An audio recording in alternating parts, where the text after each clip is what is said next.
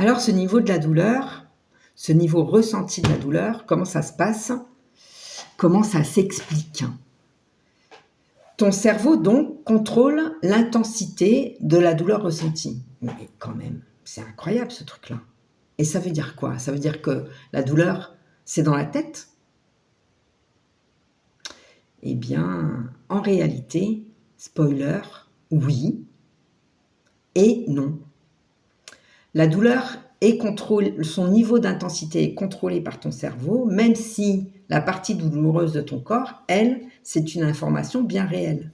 Si tes lombaires sont douloureuses, ou tes cervicales, ou ton épaule, cette partie de ton corps envoie une information à ton cerveau, à ton système nerveux, sous forme de cortisol.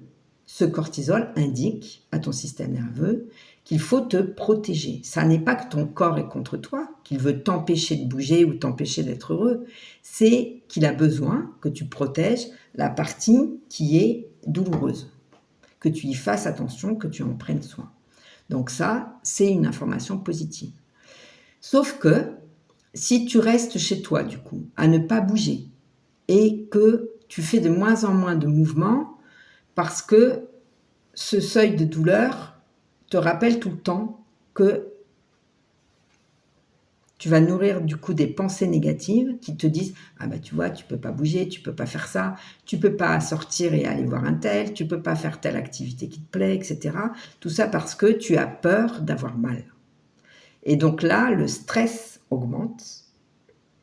Le stress produit par le cortisol augmente. Ce stress va induire encore plus de pensées négatives et limitantes qui vont faire augmenter le niveau du stress et donc le seuil ressenti de la douleur. Tu vas la ressentir plus fortement, cette douleur.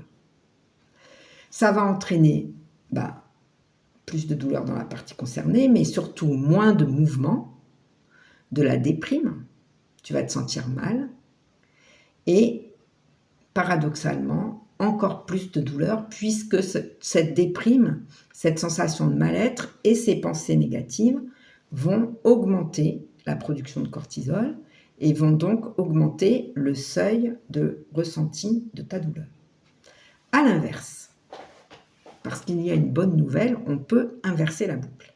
À l'inverse, ferme les yeux un instant et imagine que tu es en plein air avec des amis et par exemple, il fait très beau et tu te baignes, tu t'amuses ou alors tu as une activité sportive à l'extérieur en plein soleil et que vraiment ça te fait du bien, ça te stimule, tu es souriant, souriante, tu éprouves de la joie, du bonheur ou alors tu fais une activité qui a du sens pour toi, dans laquelle tu te sens profondément utile et là, comme par magie, ton niveau de ressenti de la douleur diminue, peut-être même jusqu'à disparaître complètement. C'est bizarre. Ça voudrait dire qu'un tel qui te dit tout le temps que ta douleur c'est dans ta tête, il aurait raison, alors que franchement, quand on te dit que c'est psychosomatique, tu as vraiment envie de lui mettre des baffes. Eh bien, en fait, oui et non, comme je le disais tout à l'heure. Le fait est que quand tu es avec des amis, que tu es engagé socialement, que tu fais des choses avec les autres, que tu fais quelque chose qui te plaît, qui a du sens, dans lequel tu te sens utile, ou qui te procure de la joie, une activité quelle qu'elle soit créative, artistique, sportive ou autre, là, tu vas produire des endorphines, de la dopamine, et ces endorphines et cette dopamine vont faire baisser le niveau ressenti de ta douleur naturellement. Parce qu'elles vont dire à ton cerveau, elle est en sécurité, tout va bien pour elle, elle est même joyeuse, dynamique, elle bouge, elle se sent bien, donc on fait baisser le niveau ressenti de la douleur. Incroyable.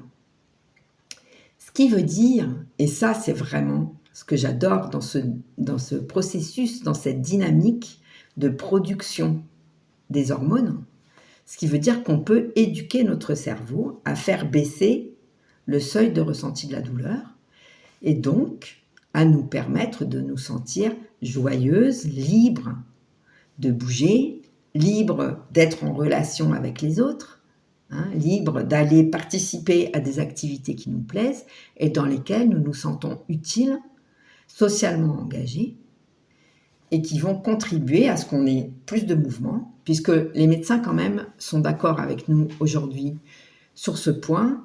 On ne lutte pas contre une douleur en bloquant la partie du corps qui est douloureuse, sauf bien entendu s'il y a fracture ou s'il y a déchirure profonde des muscles. Dans ces cas-là, une immobilisation partielle et ponctuelle est nécessaire.